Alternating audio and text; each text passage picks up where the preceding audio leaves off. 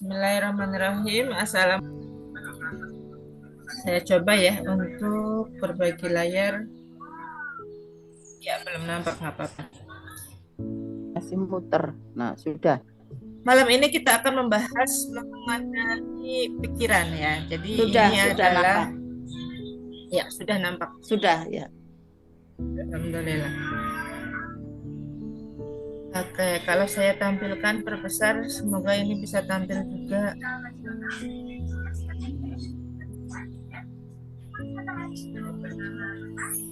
Ya, nggak apa-apa.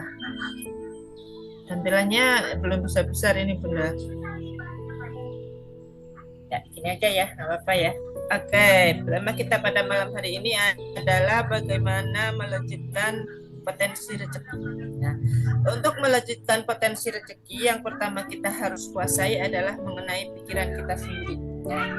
Pikiran adalah daya upaya untuk dapat ya daya dari dalam diri manusia untuk dapat mengungkit tindakan atau penggerak dari diri manusia itu sendiri ya, bagaimana fisik kita bisa bergerak, bagaimana kita bisa mencapai tujuan gitu, bagaimana kita bisa melalui hambatan-hambatan itu tidak lain dan tidak bukan dari adanya kekuatan pikiran kita sendiri.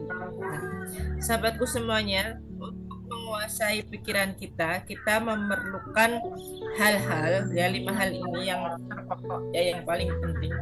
Bagaimana ini kaitan pikiran dengan kekuatan LOP kita. Nah, kekuatan itu bagaimana kita bisa memproyeksikan pikiran-pikiran kita untuk bisa mencapai target apa yang kita inginkan dalam kehidupan kita sehari-hari. Nah, bukan tidak mungkin keajaiban itu bisa hadir dan bisa kita dapatkan untuk dengan mudah gitu ya.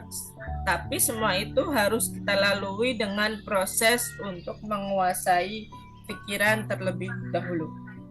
Nah, teman-teman ya, pikiran itu ya diantaranya adalah kita bisa menguasai pikiran dengan 5 hal ini. Yang pertama adalah kita tahu ya apa itu fungsi dari kinerja pikiran.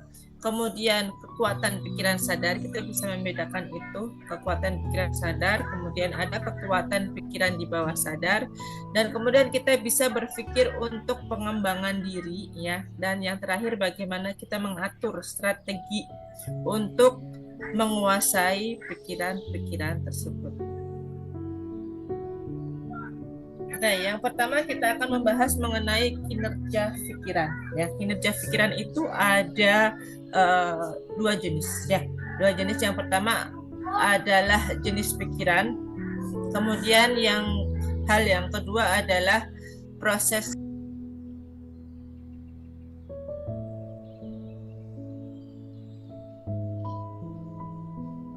Keluar terpelanting.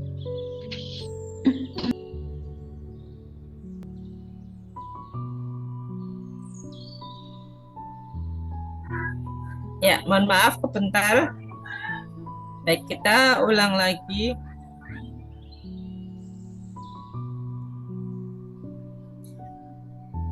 Mengenai kinerja pikirannya, ada 2 hal yang harus kita ketahui mengenai kinerja pikiran kita. Yang pertama adalah jenis pikiran dan yang kedua adalah proses berpikir ya. Untuk jenis pikiran kita ada 2 hal lagi gitu ya. Yang pertama adalah pikiran yang logis, yang kedua adalah pikiran spontan. Pikiran yang logis itu yang seperti ini, bagaimana kita bisa menghitung ya dalam rumus matematika ya, melogika terus kejadian sehari-hari sesuai dengan realita, itu dinamakan dengan pikiran yang logis. Kemudian pikiran yang spontan itu pikiran tindakan-tindakan kita ya, yang tiba-tiba kita bisa memecahkan suatu persoalan gitu tanpa kita duga-duga sebelumnya. Nah, pikiran yang logis itu memerlukan jangka panjang ya. Bagaimana seseorang itu bisa menerima keadaan gitu kan, mereka melalui proses berpikir, menimbang, mengingat, merasa dan lain sebagainya. Itulah pikiran yang logis. Tapi pikiran yang spontan itu adalah pikiran yang ujuk-ujuk ada gitu. Kadang-kadang pikiran spontan ini tidak mempertimbangkan efeknya, kepada diri kita, kemudian apa yang akan terjadi di kemudian hari. Nah, inilah yang dinamakan dengan pikiran yang spontan. Kemudian jenis proses berpikir. Yang pertama adalah proses untuk bernalar, dan yang kedua adalah persepsi.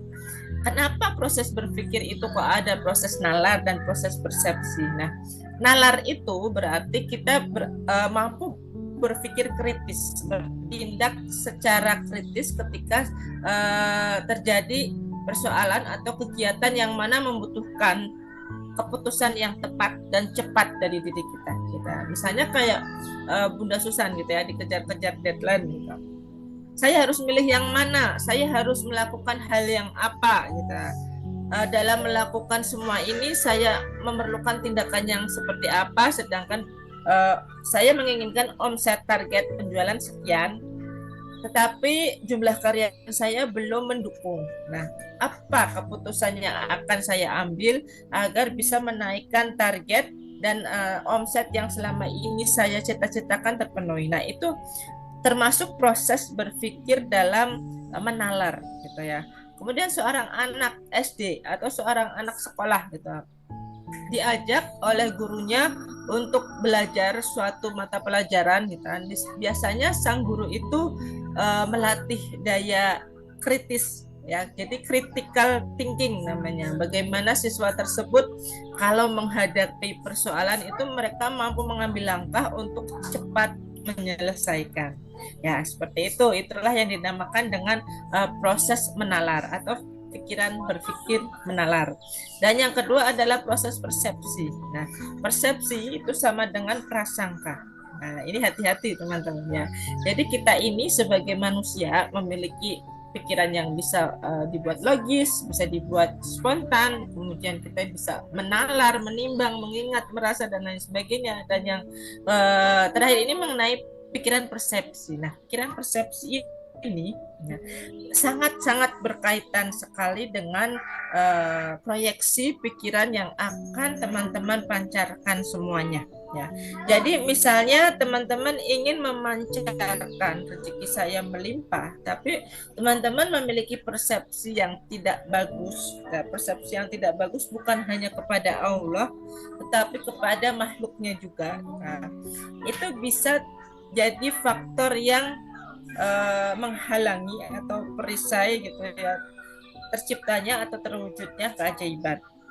Misalnya seperti ini, kalau seorang ibu memandang uang 100.000, bagi ibu-ibu itu adalah hal biasa. 100.000 mungkin bagi seorang ibu-ibu bahwa kok ini orang bicaranya apa, dunia kuantum, satu sama terhubung gitu kan.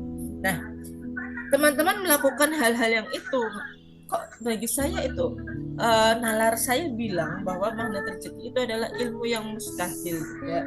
Bagaimana mungkin seorang yang tidak punya pekerjaan bisa mendapatkan mobil gitu kan. Nah, ini adalah proses pikiran sadar kita. Selama ini kita berpikir menggunakan pikiran sadar kita. Kita enggak sadar kalau kita punya pikiran yang membawa kita dalam proses keajaibannya, itu nanti di pikiran yang di bawah sadar. Nah, sifat sadar ini mampu menampung memori jangka pendek dan mampu menguasai kepercayaan orang lain dan juga gerak-gerik manusia. Misalnya saya mengamati, ya, tadi siang mengamati teman saya mau ngapain sih gitu kan. Saya mengamati gerak-geriknya, terus tiba-tiba teman saya ngomong, nanti hari Sabtu kita mau ada pertemuan bareng-bareng, rapat membahas sama wali murid karena kegiatan di SD kita mau ada karya wisata. Nah, saya menguasai gerak-gerik orang itu gitu. Saya melihat gitu sama teman saya, oh iya, berarti orang ini mau melakukan langkah-langkah seperti ini. Nah, saat kita sedang berpikir seperti itu, oh iya, berarti orang ini mau kayak gini. Nah, kita sedang mengamati gerak-gerik, berarti kita menganalisa. Nah, ketika kita mau menganalisa orang lain, itulah saat kita menggunakan pikiran sadar diri kita, ya. Dan kemudian selanjutnya adalah tentang pikiran bawah sadar, ya. Pikiran bawah sadar itu apa sih? Pikiran bawah sadar itu ada pikiran yang mampu membentuk keyakinan, sugesti, mengontrol emosi dan cara pandang terhadap kehidupan kita. Nah, kekuatan pikiran ini bisa berdampak baik dan buruk tergantung pada diri kita sendiri. Nah, misalnya kayak gini, kan ini adalah sebuah pikiran yang sugesti dalam memulai jangka. Nah, teman pasti punya ingatan saat masih kecil ketika bersama dengan orang tua, atau saat masih kecil gitu bermain sama temennya, dan sekarang kurang tahu temennya ada di mana, sedang apa, sudah masih hidup apa enggak gitu. Nah, itu adalah memori yang terbentuk dalam jangka waktu yang lama. Nah, seseorang ketika disakiti oleh orang lain, umpama seorang istri disakiti oleh suaminya, suami suka selingkuh, nah itu yang terbentuk dalam pikirannya dia, bukan pikiran sadar, tetapi karena terus-menerus disakiti dan jangka menyakiti hatinya itu adalah tidak satu kali dua kali gitu, maka itu langsung menancap gitu ya, membekas dalam hati. Nah, itulah yang akan menjadi memori bawah sadar. Mungkin ketika terjadi perceraian, ada yang seperti itu gitu, karena suaminya yang selingkuh, kemudian terjadi perceraian, akhirnya ketika memulai hubungan dengan orang lain, perempuan itu udah enggak percaya lagi, udah mau lagi karena udah merasa trauma. Nah, mungkin anak-anak yang tinggal di daerah konflik, misalnya di Indonesia waktu itu pernah tsunami Aceh ya tahun 2004 gitu. Mereka masih punya ingatan gitu ya, trauma-trauma tersendiri kalau ada bencana, kalau ada banjir. Mungkin orangnya sudah dewasa sekarang, tapi kalau ada hal yang kecil pasti punya rasa yang membekas di hati, itu jadi ketakutan-ketakutan tersendiri. Nah, pikiran yang semacam itu bisa menimbulkan sebuah ketidaksehatan atau alias penyakit yang namanya OCD, Obsessive Compulsive Disorder. Jadi ada rasa kekhawatiran yang berlebihan karena dia mensugesti dirinya sendiri. Atau misalnya contoh yang paling mudah, adanya amanah atau hutang.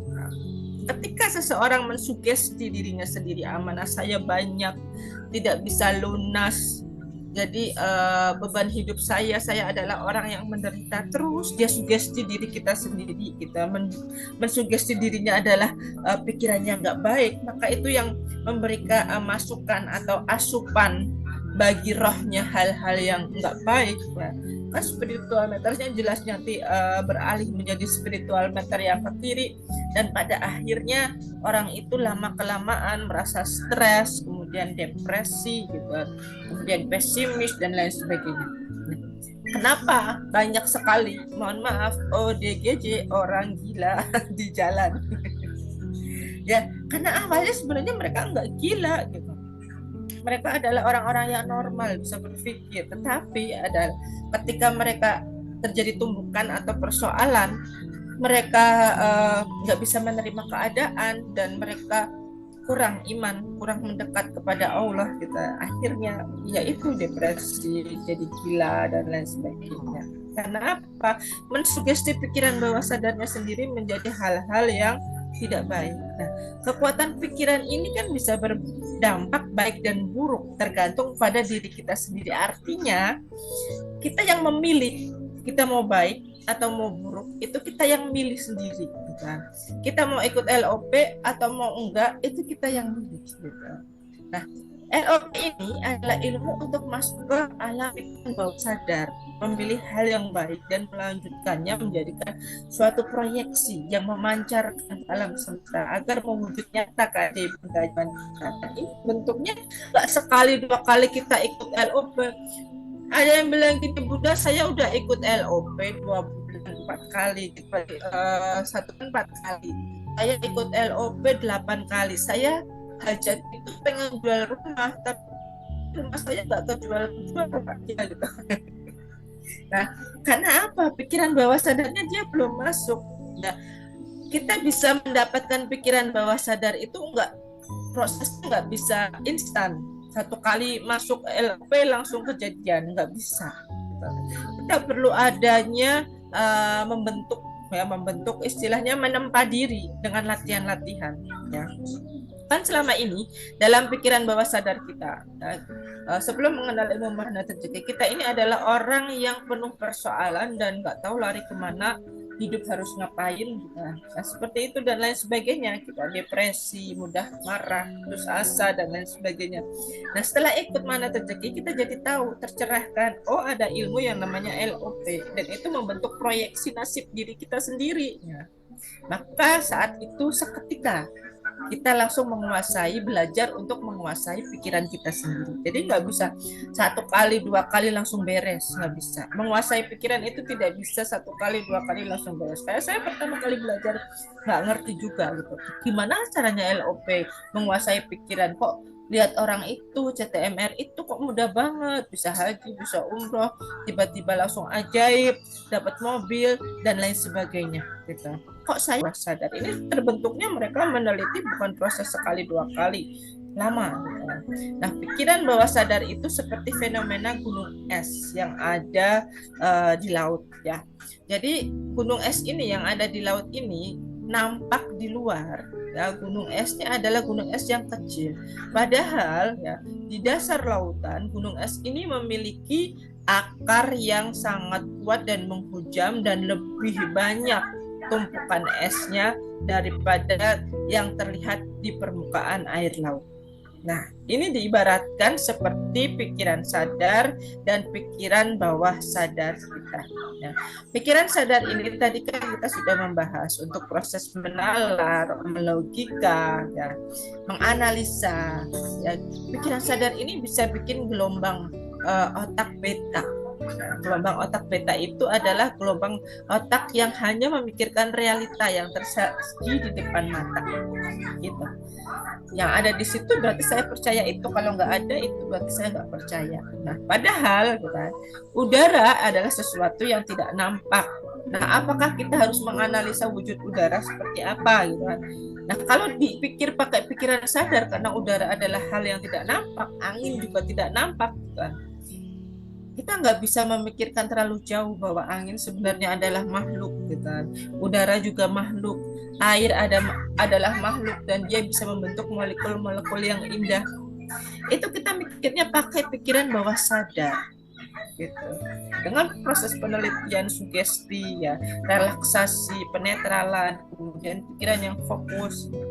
Pikiran bawah sadar itu, ya, nanti kita bisa memasuki gelombang otak alfa dan theta, ya. Gelombang alfa itu adalah gelombang yang pertama ada, tapi dia proses terbentuknya lama, ya.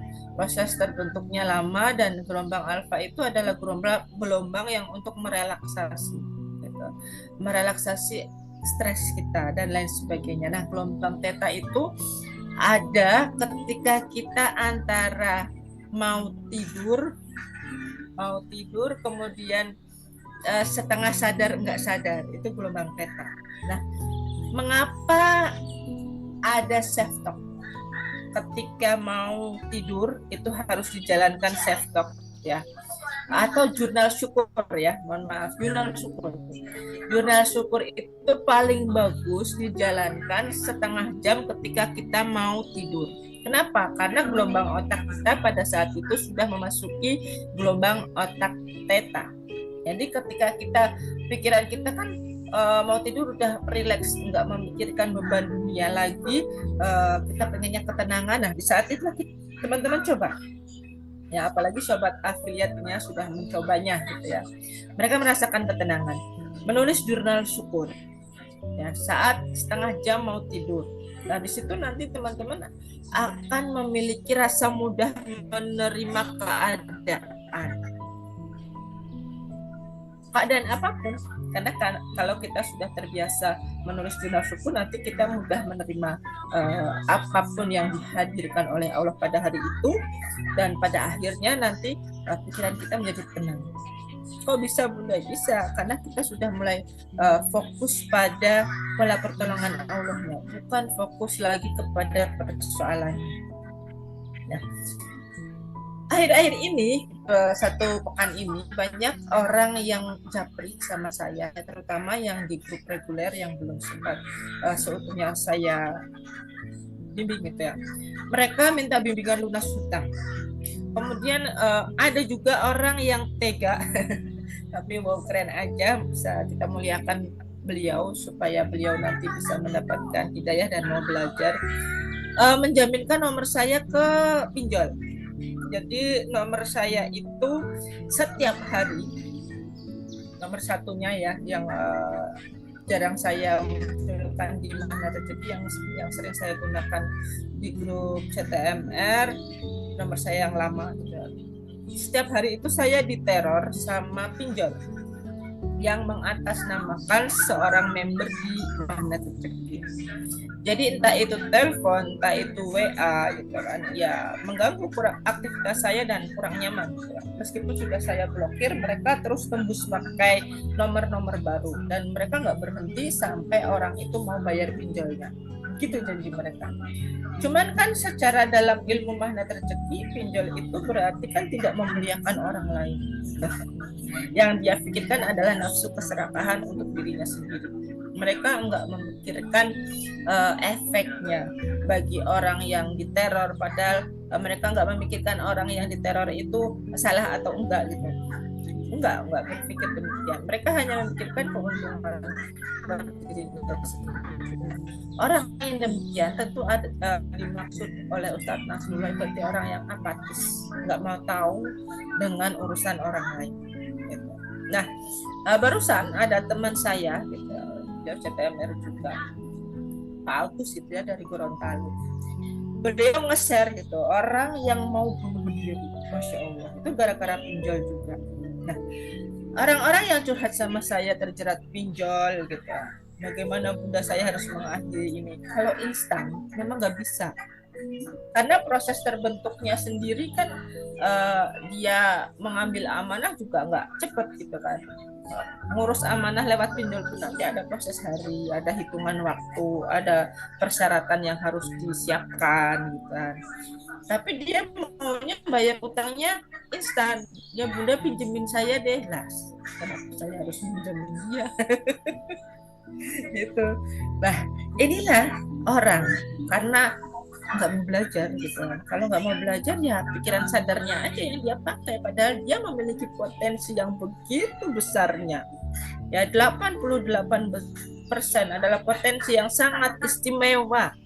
Kalau secara nilai, secara nilai 88 sudah tinggi. Lalu kenapa kita kok nggak mau menggunakan pikiran bawah sadar kita untuk meraih segala sesuatu yang kita impikan? Disinilah Pak Nas dan kami juga gitu, kadang-kadang suka gemes gitu. Ini orang maunya apa?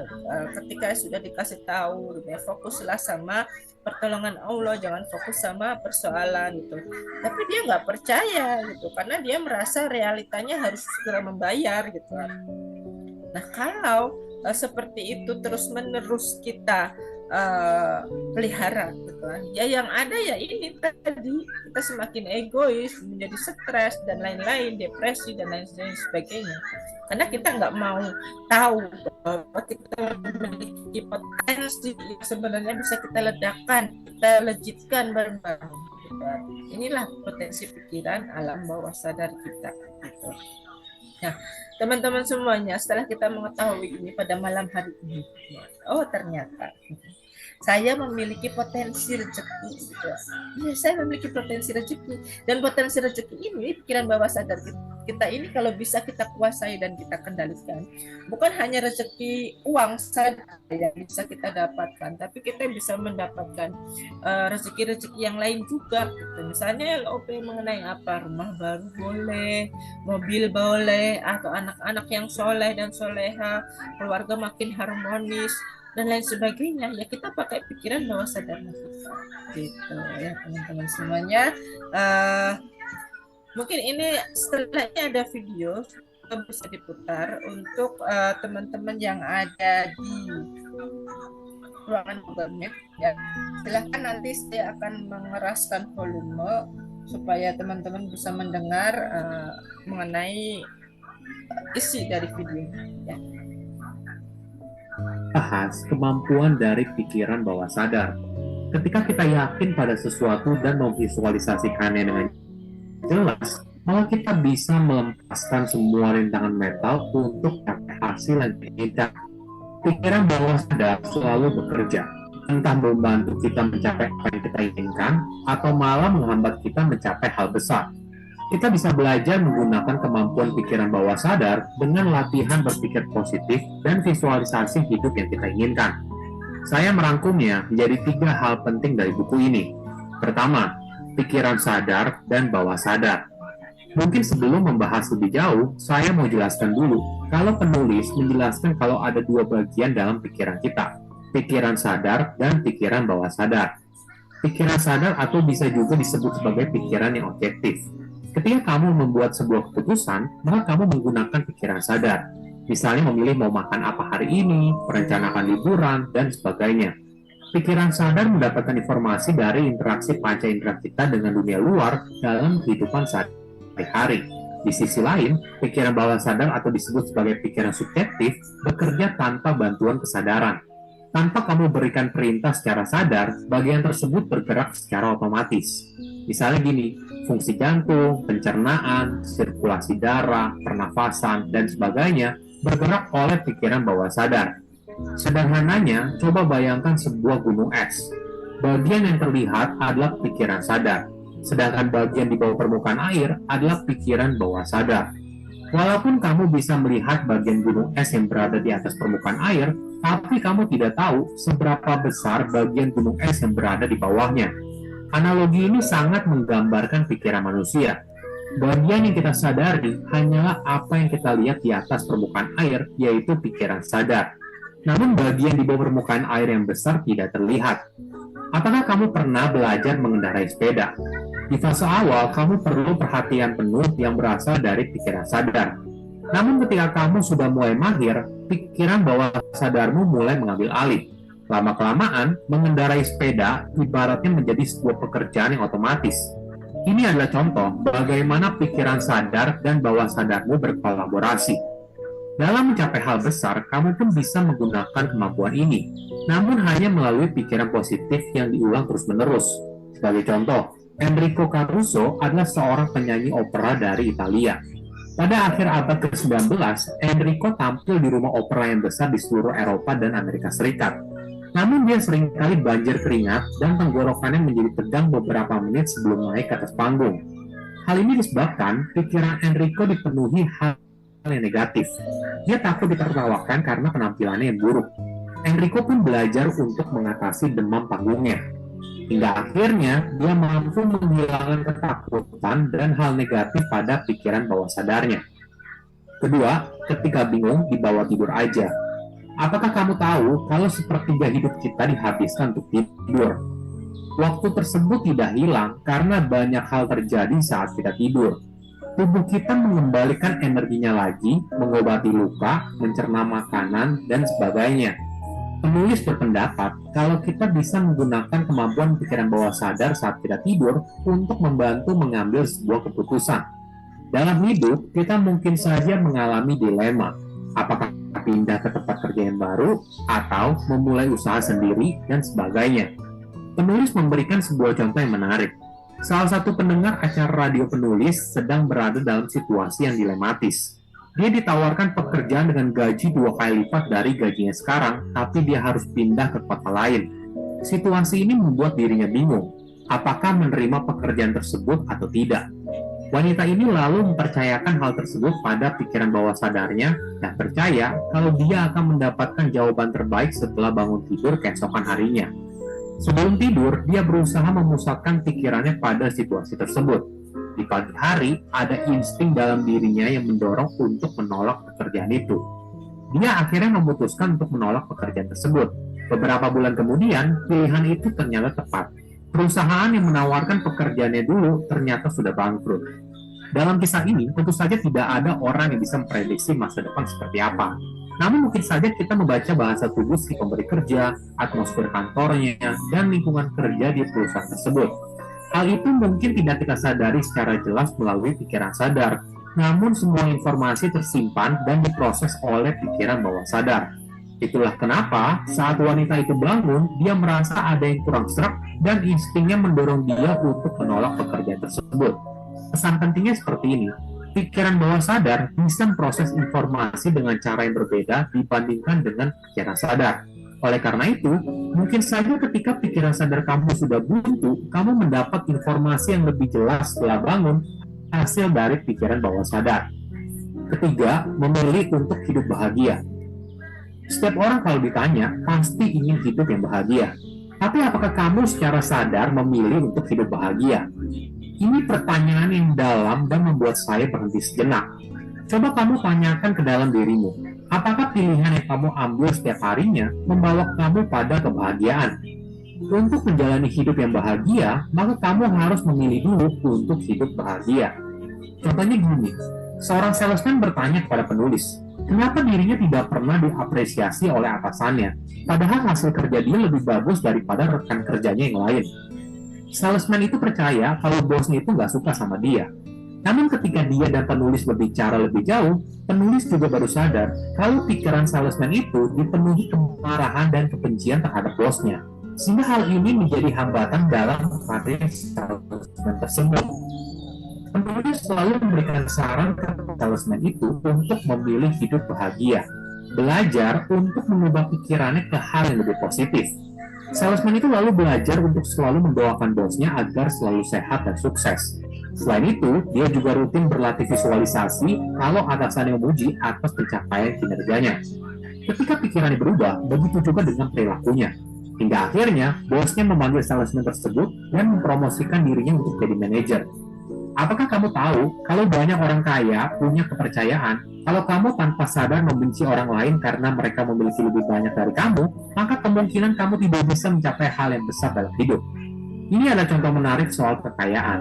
Apakah kamu menganggap kalau uang adalah sumber dari segala kejahatan di dunia? Atau para pebisnis besar merupakan orang yang jahat dan serakah? Jika kamu selalu berpikir seperti itu, apakah kamu bisa jadi kaya? Ingat, pikiran adalah kunci segalanya. Pikiran akan membentuk ucapan dan perilaku hingga akhirnya membentuk hidupmu di masa depan. Oke, apa kesimpulannya? Pertama, pikiran bawah sadar adalah kunci. Selama ini kita mungkin hanya fokus pada pikiran sadar dalam kehidupan sehari-hari. Namun apakah kamu tahu kalau pikiran bawah sadar punya peran besar untuk membantu kamu mencapai kesuksesan? Ketika kita yakin pada sesuatu dan memvisualisasikannya dengan jelas, maka kita bisa melepaskan semua rintangan mental untuk mencapai hasil yang kita inginkan. Kedua, tidur, maka pikiran kamu akan lebih jernih. Pernah nggak, ketika pikiran kamu sedang mumet, tapi pas bangun keesokan harinya, kamu bisa mengambil keputusan dengan lebih jelas. Ini yang terjadi ketika pikiran bawah sadarmu bekerja. Pikiran bawah sadar bisa memproses informasi dengan cara yang berbeda dibandingkan dengan pikiran sadar. Oleh karena itu, mungkin saja ketika pikiran sadar kamu sudah buntu, kamu mendapat informasi yang lebih jelas setelah bangun hasil dari pikiran bawah sadar. Ketiga, memilih untuk hidup bahagia. Setiap orang kalau ditanya, pasti ingin hidup yang bahagia. Tapi apakah kamu secara sadar memilih untuk hidup bahagia? Memilih hidup bahagia artinya belajar untuk menjalani hidup dengan pikiran yang lebih positif. Ingat, pikiran adalah kunci segalanya. Pikiran akan membentuk ucapan dan perilaku hingga akhirnya membentuk hidupmu di masa depan. Silakan komen di kolom komentar pelajaran apa yang kalian dapat ketika baca buku ini. Selain Ya, pelajaran apa yang didapatkan teman-teman semuanya untuk menguasai pikiran ya. Pikiran adalah kunci. Ya, kunci apa? Berarti kalau pikiran kunci kita harus ada pintu masuknya dong gitu. Iya, pintu masuknya adalah dunia kuantumnya itu tadi. Nah, kalau teman-teman mampu menguasai pikiran diri kita, terutama pikiran bawah sadar, kemudian teman-teman nanti bisa memproyeksikan hal-hal atau memilih hal-hal yang positif ya, dan memilih untuk hidup bahagia, maka itu akan lebih mudah ya. Seperti pelajaran-pelajaran yang selama ini sudah hampir 1 tahun ya, RFF dan LOP perjalanan kita Bunda Susan tanpa terasa gitu.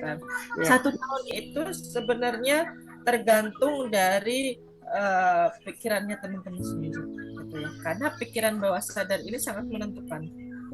Nah, boleh jadi dream goal-nya saya tercapai 5. Nah, itu berarti teman-teman sudah memiliki perbaikan kualitas hidup dalam berpikir itu sudah bagus gitu. Kalau yang terwujud kok baru 2, tapi impian saya kan besar-besar Bunda gitu kan.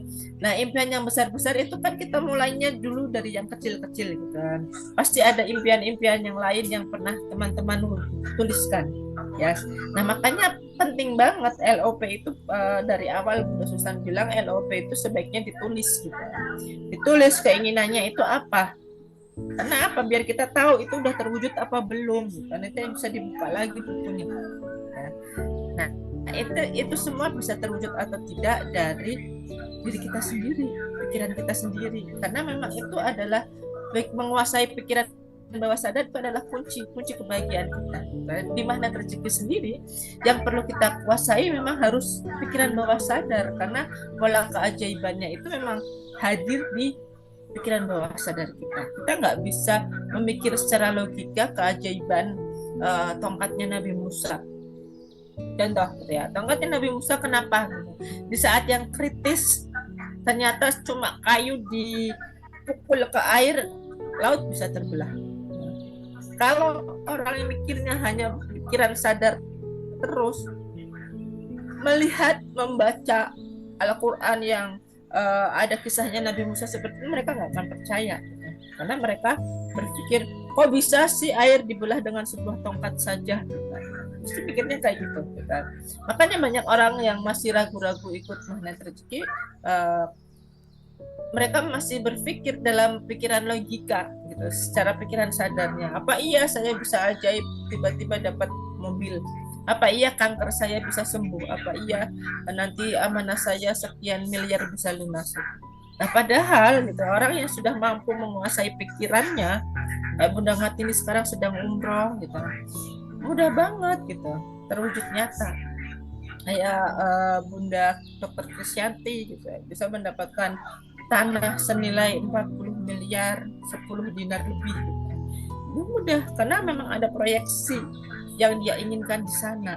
Nah, ketika nanti ada ujian, ada persoalan dan lain sebagainya, kita enteng aja kalau pikiran bawah sadar kita yang kita kuasai. Diajak debat orang ya ayem-ayem aja. Ya, saya ketawa-ketawa aja kalau diajak debat gitu.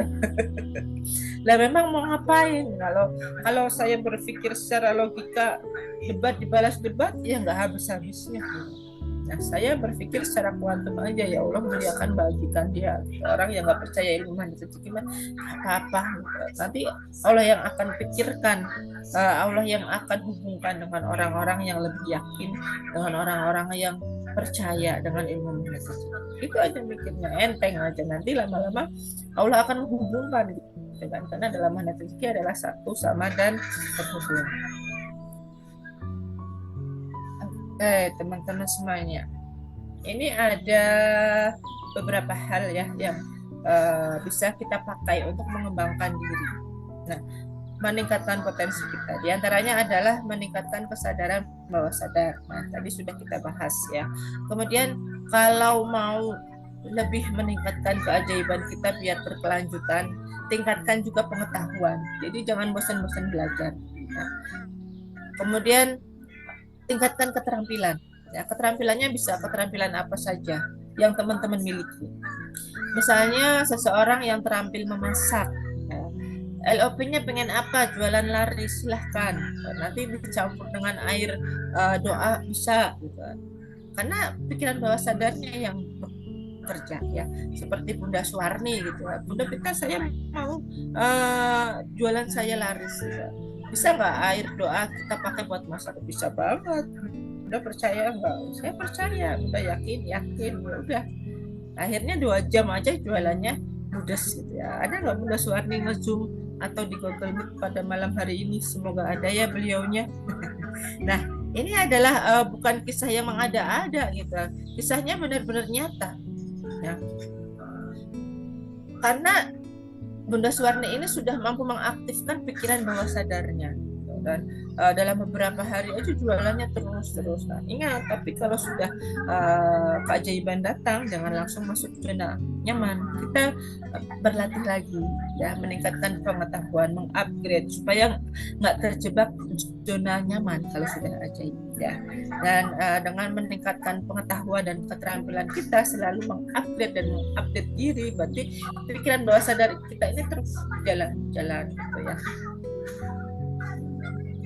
Kemudian untuk selanjutnya ya, membangun identitas. Nah, potensi yang bisa kita lanjutkan dengan pikiran alam bawah sadar kita dapat membangun identitas. Identitasnya maksudnya bagaimana, Bunda? Identitas diri kita. Nah, misalnya Bunda Dewi Kartika, beliau adalah seorang bidan. Semua orang sudah tahu. Tapi di pikiran yang lain, Bunda Dewi Kartika ini adalah seorang all shopper, ya. Jadi beliau ini adalah orang yang bisa jualan online dan memiliki keterampilan membuat kreasi bunga-bunga atau origami atau apa. Nah, itu bisa dilanjutkan dengan membangun identitas di pikiran bawah sadar kita bahwa saya seorang ASN, PNS, tapi saya juga seorang all shopper atau penjual online. Itu bisa, dua-duanya bisa selaras asal kita mampu mensugesti pikiran bawah sadar kita sendiri.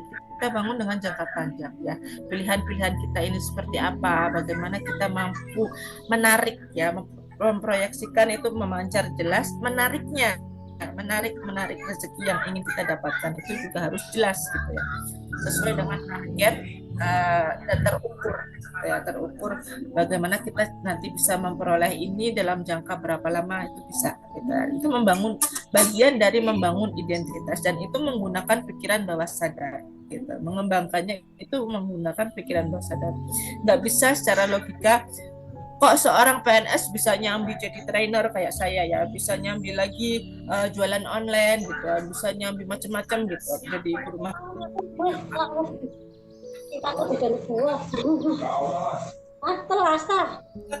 Maaf, ini siapa yang mic-nya Bismillah. Ya, dulu ya Bunda A16 siapa ya ini ya. Oke, terima kasih. Oh, Bunda Suwarni. Ditutup semua coba Bunda, biar enggak berisik Bunda. Ditutup semua. Oke, alhamdulillah. Terima kasih ya Bunda Suwarni, ya. Alhamdulillah sudah datang, sudah hadir dari tadi hadir ya Bunda, ya. Iya. Ini yang sudah mengaktifkan pikiran bawah sadar supaya jualannya laris, ya kan Bunda? Iya. Baik, kita lanjutkan lagi. Mengidentifikasikan potensi. Dan kemampuan pikiran bawah sadarnya. Kalau sekarang Bunda Susan mendapatkan rezeki yang banyak gitu ya, toko-tokonya berderet-deret, ataupun misalnya Bunda Susan bisa keliling dalam artian punya karyawan juga jelas gitu, rumahnya berderet-deret, kemudian uangnya juga otomatis gitu keluar masuk rekening. Nah, itu adalah buah dari pengembangan pikiran bawah sadar beliau. Ya, saya ngambil yang mudah, Bunda Susan, yang ada orangnya di sini. Nggak usah jauh-jauh. Kalau ngambil Pak Nasrullah ya bisa. Ya, Pak Nasrullah lebih banyak lagi, sudah pasti omsetnya dari dinar gitu ya. Penjualan dinar dalam 1 bulan saja mungkin omsetnya sudah mencapai lebih dari 5 miliar 1 bulan. Itu dari dinarnya 1 bulan. Belum lagi dari propertinya, belum lagi dari buku-bukunya, belum lagi dari pondoknya dan lain sebagainya. Itu kenapa? Dari pengaktifan pikiran bawah sadar doang. Mudah. Tapi kita tidak pakai jurus law of attraction, ya, tapi kita menggunakan jurusnya law of projection untuk memproyeksikan yang lebih baik, yang lebih pas saja dalam Islam. Kalaupun ada jurus di luar yang namanya law of attraction yang dikaitkan dengan Quran, ya boleh. Tapi kalau saya melihat secara analisa sih lebih bagus law of projection, lebih mudah kita pelajari. Gitu. yang dalam berpikir, kemudian dalam merasa, dalam menimbang dan lain sebagainya itu lebih mudah. Nah, kenapa law of projection kaitannya dengan pikiran dan kita membahas pikiran di sini? Ya, karena memang kebanyakan orang kalau yang overthinking, kelebihan pikiran, jadinya hal-hal yang enggak baik. Nah, yang itulah yang tidak kita inginkan ya dalam magnet rezeki, karena kita semuanya pengennya sih yang muaranya adalah semuanya bisa dapat keajaiban. Nah, kurang lebihnya seperti itu. Nah, ini saya mau mengajak, setelah ini saya mau mengajak teman-teman semuanya untuk mengaktifkan pikiran bawah sadar kita dengan merelaksasi ya. Ada nanti teman-teman ikuti sugesti dari saya supaya nanti teman-teman tidurnya lebih enak, lebih enteng, pikiran bebannya itu sudah bisa dilepas semuanya ya. Itu ya. Relaksasinya cuma 2 menit, tapi nanti saya akan putar 2 kali ya, dan setelah itu nanti kita bareng-bareng riadah ya. Nah, nanti teman-teman tolong ya ikuti arahan musik, kemudian benar-benar membayangkan apa yang saya sampaikan gitu ya. Teman-teman semuanya siap ya? Oke. Boleh dikeraskan volumenya. Kalau ada speaker, saya sangat menyarankan teman-teman pakai speaker karena apa? Nanti audionya bisa masuk ya, audionya bisa masuk terus ke alam pikiran bawah sadarnya juga bisa nyampe. Oke, siap bareng-bareng.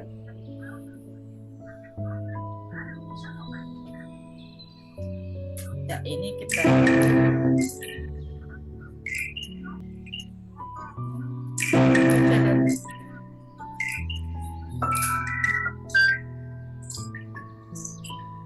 ya teman-teman ikuti saya ya.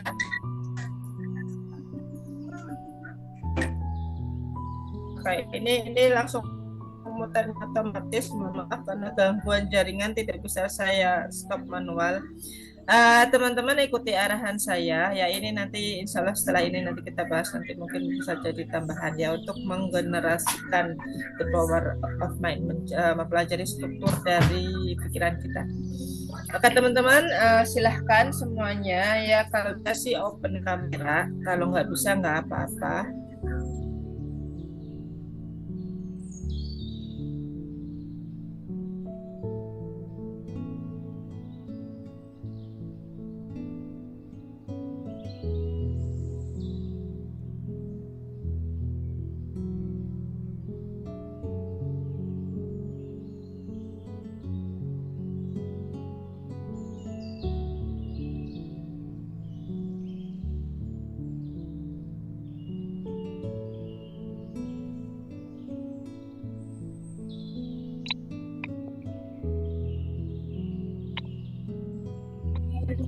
Oke, silakan sekarang teman-teman pejamkan mata. Kalau yang masih close kamera, saya sangat menyarankan untuk membuka kamera supaya kelihatan gitu ya, efek pikiran kita ke alam semesta juga bisa terpancar gitu ya. Bunda Susan bisa melihat teman-teman nanti energinya teman-teman seperti apa gitu ya. Oke, siap semuanya ya.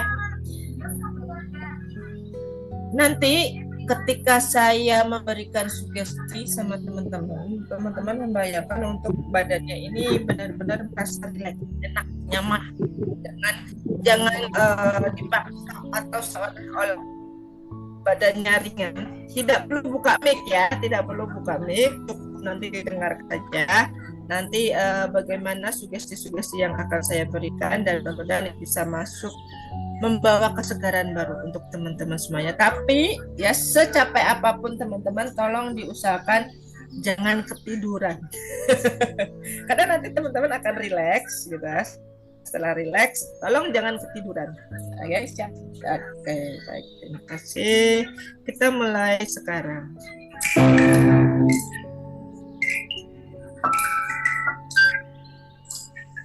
Bismillahirrahmanirrahim. Silahkan pejamkan mata teman-teman. Ya Allah, aku perintahkan seluruh tubuh. Hari ini aku tenang.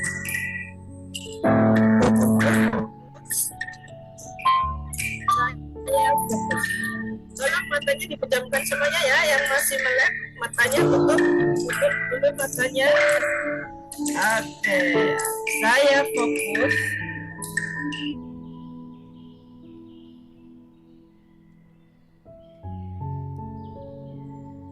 Ya, sebentar Bunda, ini masih persiapan mungkin Bunda Pitanya. Ini kita mengakses energi alam ya dengan ada instrumen dan ada bunyi tetesan air ya yang menyejukkan. Nah, itu bagaikan kita menyerap energi brilian dari alam. Nanti setelahnya kita praktek bersama-sama, ada RFF ya, melepas, rilis, forget, forgive.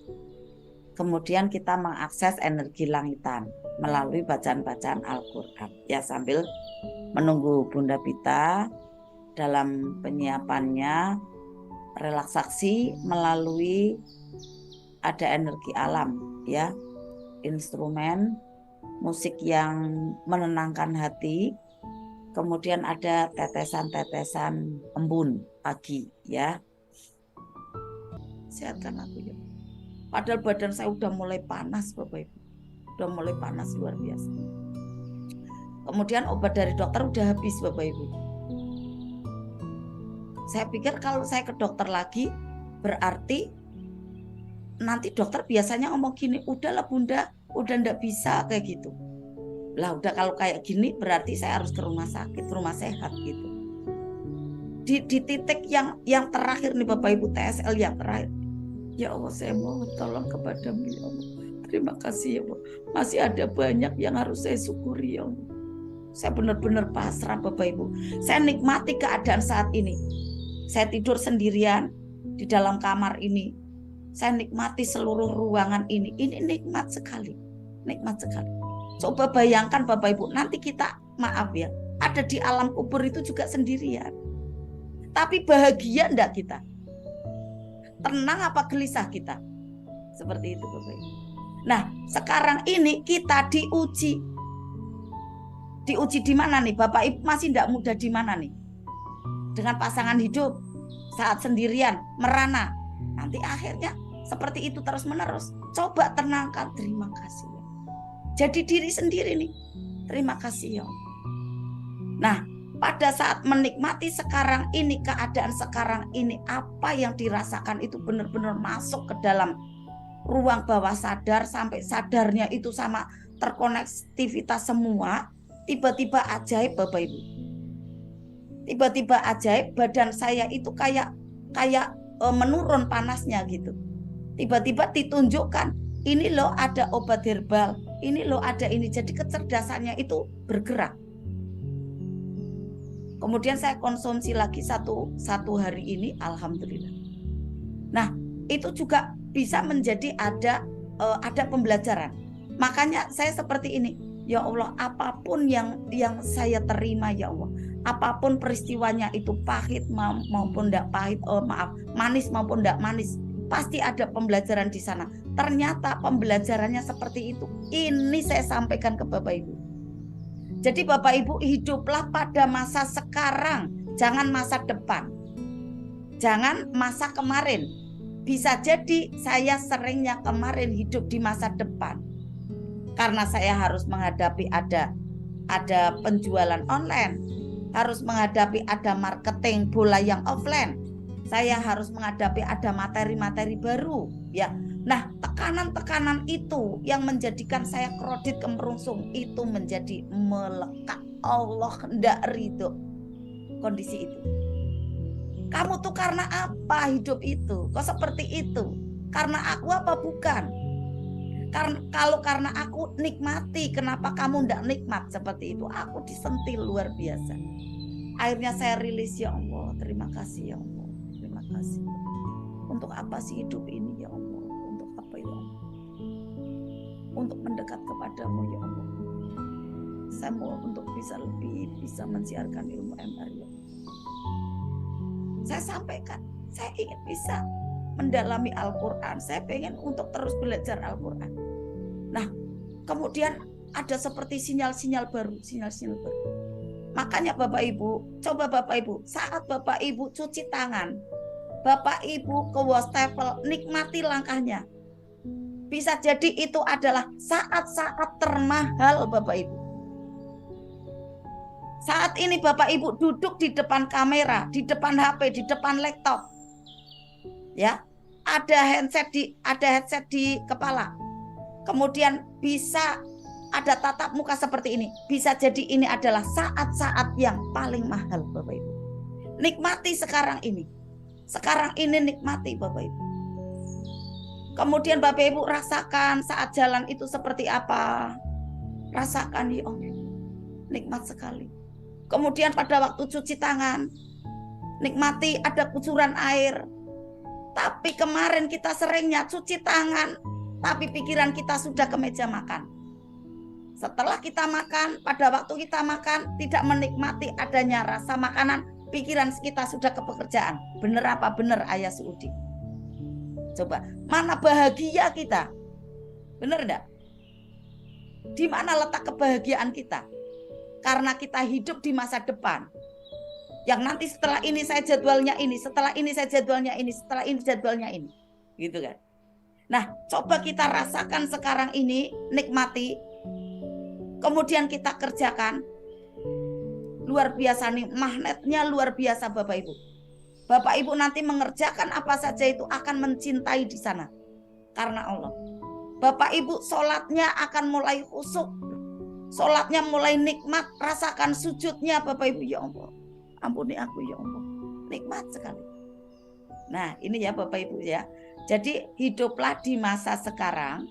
Itulah cara untuk masuk ke dunia kuantum. Ya, agar pada saat itu Bapak Ibu merasa bahagia, haru, karyawan prestasinya baik.